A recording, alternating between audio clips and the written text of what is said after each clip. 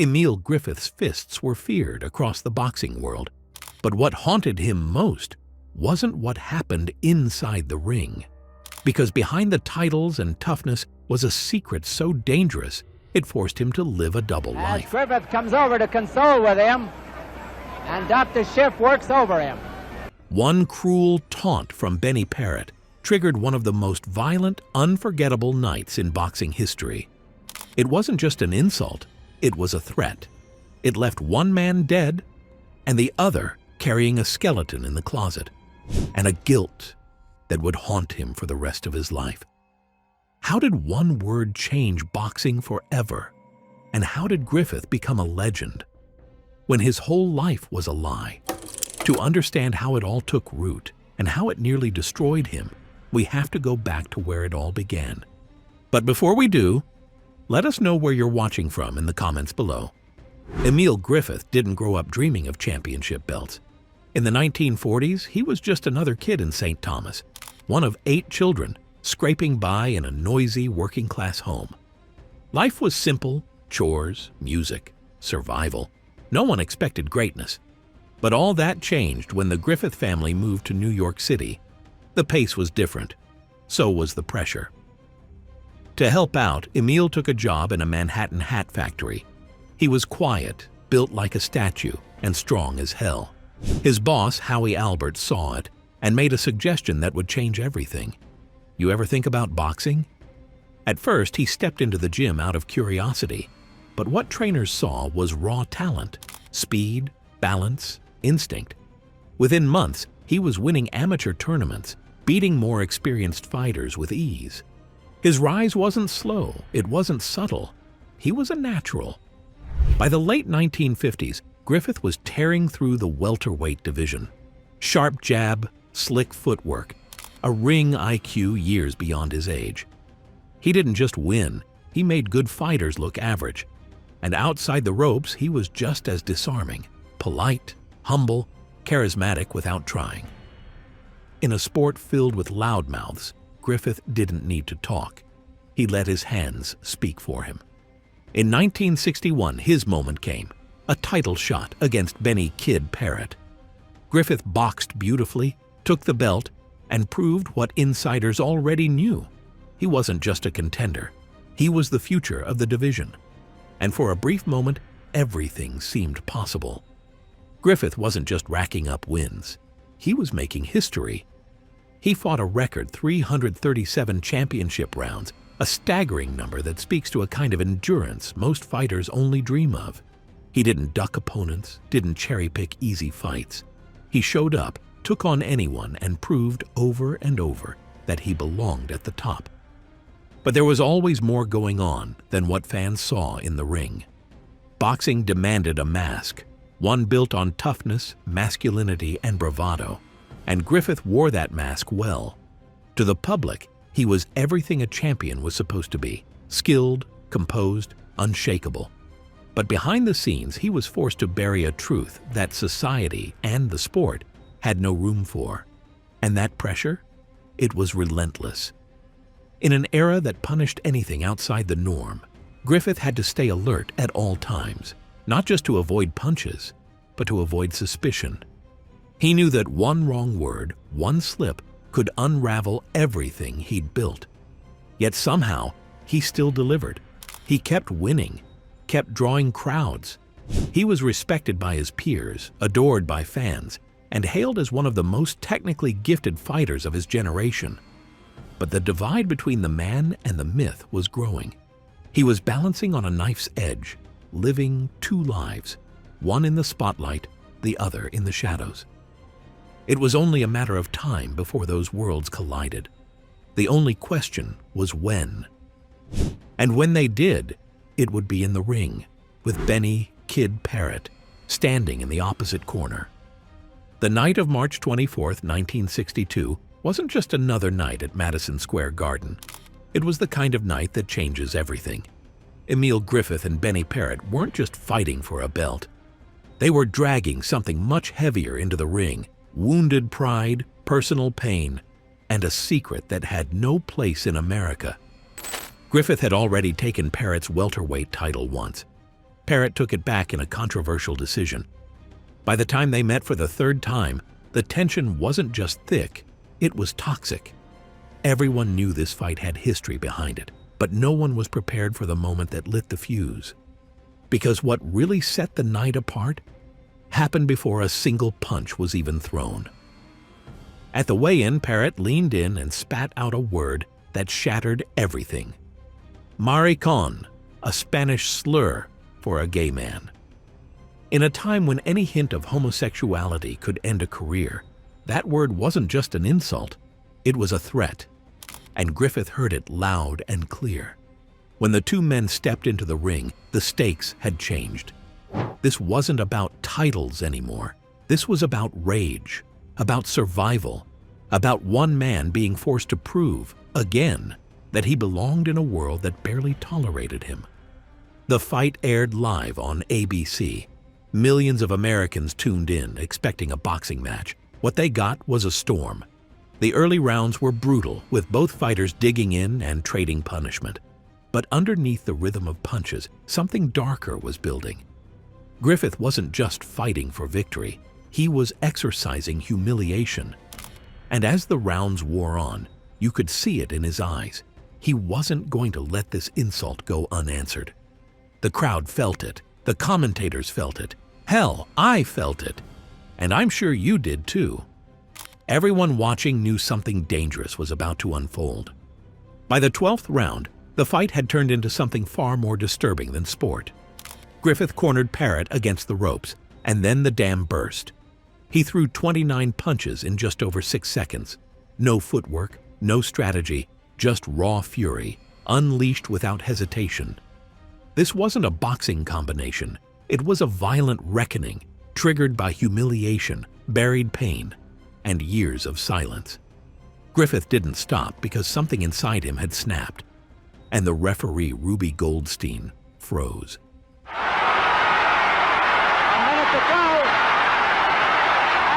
Maybe he expected Parrott to signal surrender. Maybe he was paralyzed by the shock of what he was witnessing. But by the time he stepped in, it was far too late.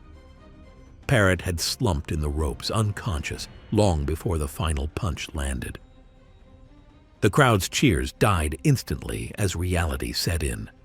The silence in Madison Square Garden was deafening because everyone knew this wasn't just a loss. This was a tragedy unfolding in real time. Parrott was rushed to the hospital, but the damage was done. His condition was already hopeless. For 10 agonizing days, he clung to life. And then he was gone. Dead at 25. Killed not by one punch, but by all the moments, all the rage, and all the risks that came before it. The fallout was seismic. ABC, shaken by what millions had just witnessed on live television, canceled its upcoming boxing broadcasts. Critics didn't just blame the sport, they condemned it. Promoters were attacked. Medical safeguards were questioned. And every finger pointed somewhere different. Why didn't Goldstein stop it earlier? Why did Parrott's corner allow him to fight again after a string of brutal wars? Everyone involved faced tough questions, but the most haunting truth was also the simplest. No one could turn back the clock. For Emile Griffith, victory came with an eerie price.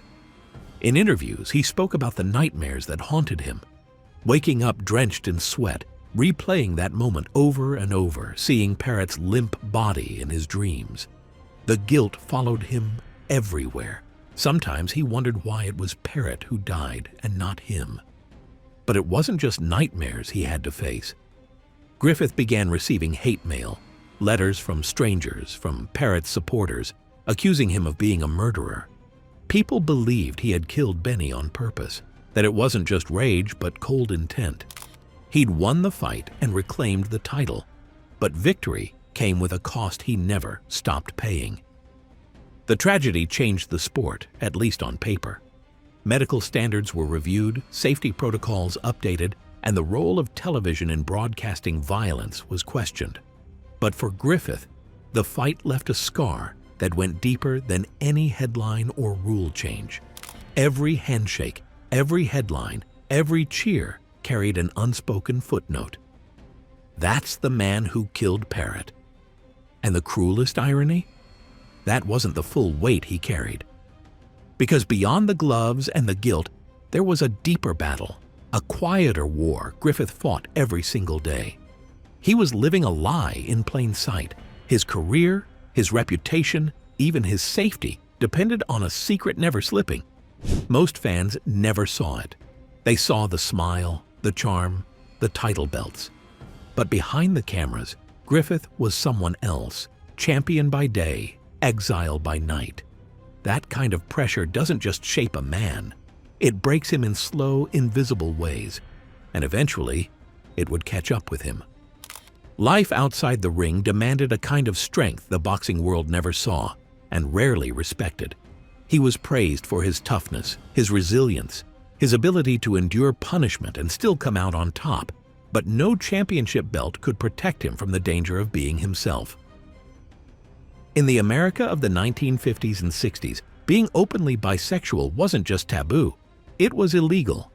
Anti-sodomy laws were enforced in every state, and the American Psychiatric Association classified homosexuality as a mental illness until 1973. For someone in Griffith's position, authenticity wasn't just career suicide.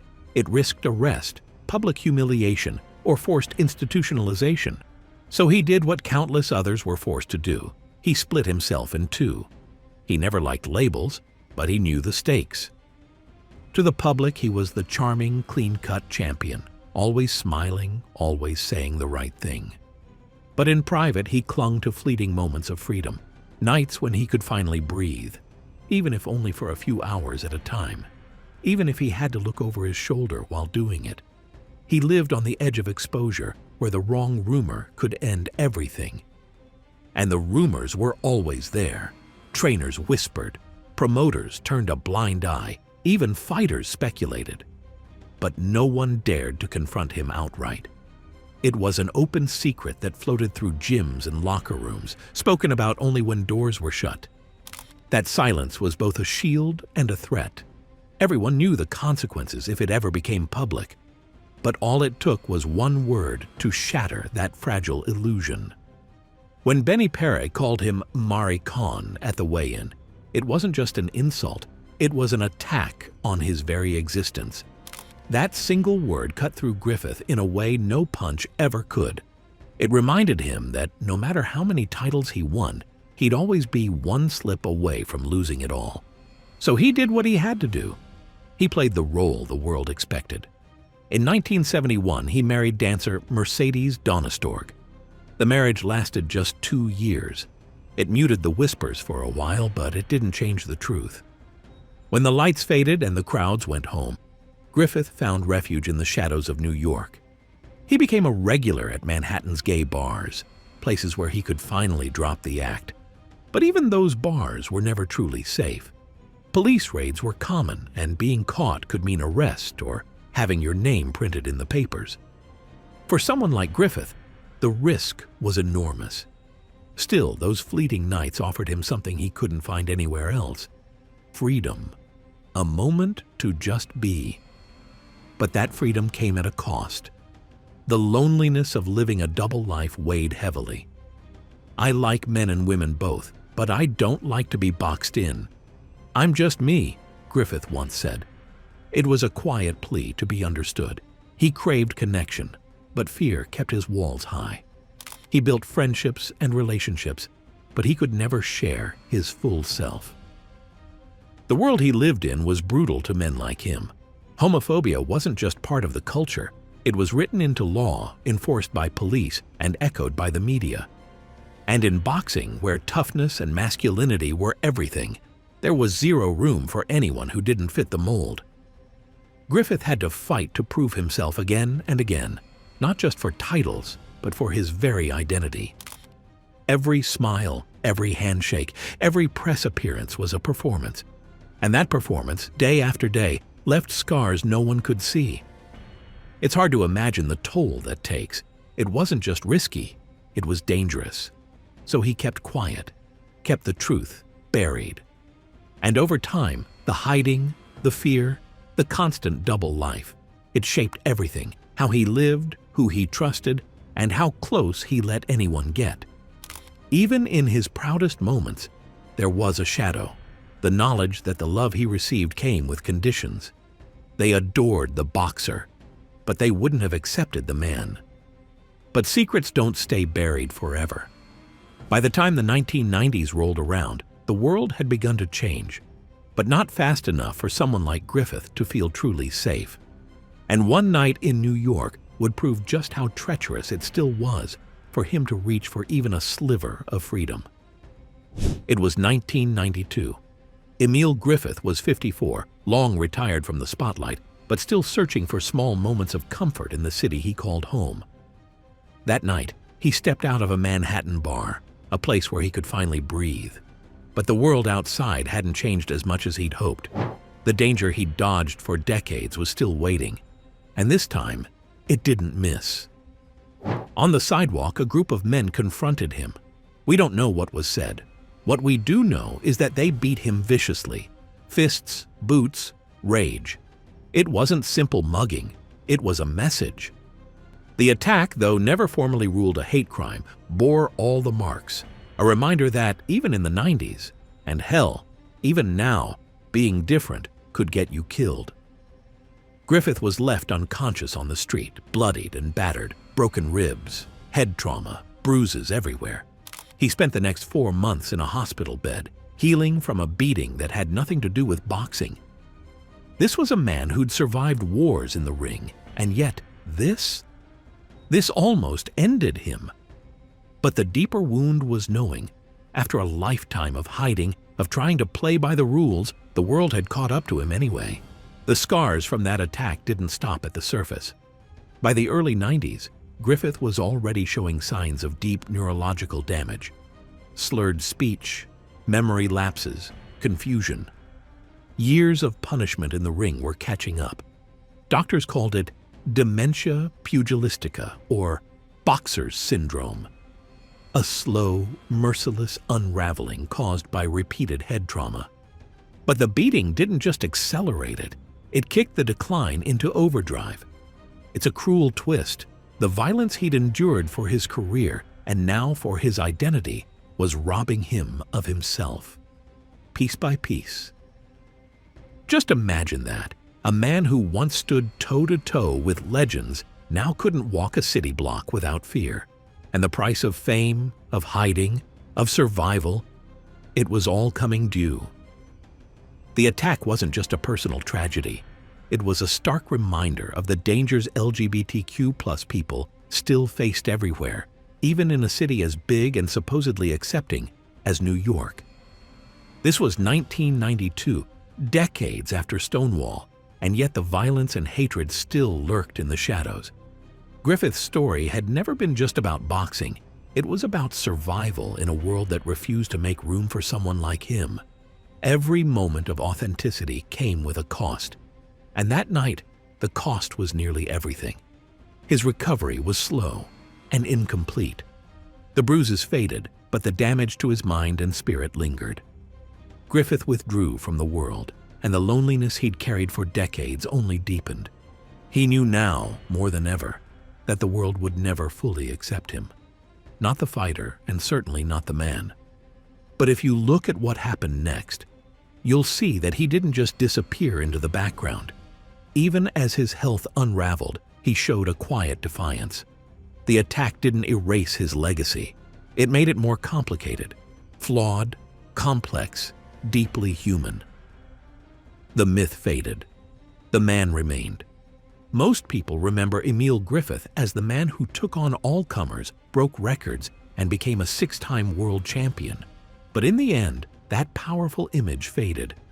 The man who once seemed unstoppable now struggled to remember where he was. The years of punishment, the very thing that made him great, were now tearing him apart from the inside.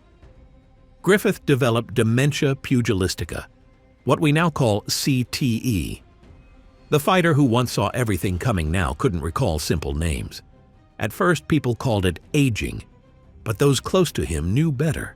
The confusion, the repetition, the blank stares, this wasn't time catching up. It was boxing cashing in its final debt. And yet, amid the fog, something remarkable happened. The walls he'd kept up for decades started to come down. Maybe it was age, maybe exhaustion, or maybe he'd simply had enough of pretending. But he began speaking with a raw honesty he'd never allowed himself before, about the pain, the regrets, the secret. This wasn't a publicity stunt. It was a man saying what he needed to say, trying to reclaim his truth before it slipped away forever. It was during this time that Griffith gave voice to one of the most honest and powerful statements of his life. "I kill a man, and most people understand and forgive me. However, I love a man, and many say this makes me an evil person." That line summed up the contradiction that shaped his entire existence. In just a few words, he exposed the brutal double standard that haunted his life. Violence was forgivable. Love was not. The pain in his words was clear, but so was the relief that came with finally saying them out loud. It was a moment of clarity, a flicker of peace, a rare moment of freedom from a world that never gave him permission to be himself. Amid the decline, he wasn't completely alone. Luis Rodrigo, his longtime companion, became his anchor in the storm. Their relationship wasn't flashy or public, but it was real, something steady in a life that had been anything but. Rodrigo stood by him through the worst of it, providing care, comfort, and something Griffith had never known: stability. In a life marked by secrets and loss, this was a rare and genuine connection. A few old faces from his boxing days still checked in. Old rivals, trainers, and young fighters who looked up to him as a legend. Even as his memory failed, his love for the sport never left him. He'd visit gyms, watch the new generation train, and sometimes even offer advice. He may have forgotten the big names and significant dates, but the ring was still home. Emile Griffith spent his final years in a way few would expect from a former world champion. There were no big crowds, no bright lights, just quiet days filled with simple moments. Sitting with old friends, sharing stories and fleeting moments of peace. The guilt over Benny Parrott's death, the years of hiding, and the pain of never being fully accepted weighed on him. But he kept moving forward. Because Griffith's final chapter wasn't about defeat. It was about the rare kind of strength it takes to face the truth of who you are when the world has spent your whole life telling you to bury it. He endured more than most people could handle: tragedy, secrecy, violence, and illness. Yet somehow he kept searching for peace. The honesty he embraced, the love he finally allowed himself, were victories in their own right. His story isn't just about titles or highlight reels. It's about what happens when the world's expectations crash into a person's truth, and how those ripples last for decades. So when you think about Emile Griffith, don't just picture the champion with his fists raised, but the man who went home each night carrying the weight of a single moment and a secret that changed everything. Remember the man who kept fighting long after the crowds went home. Because the hardest fights aren't always in the ring. Sometimes they're the ones you wage just to be yourself. So here's my question for you. Would Emile Griffith's life have been different if he came up in today's era? How do you think society's pressures and judgments reshape our legends? Drop your thoughts in the comments below. Let's talk about the fights no one sees.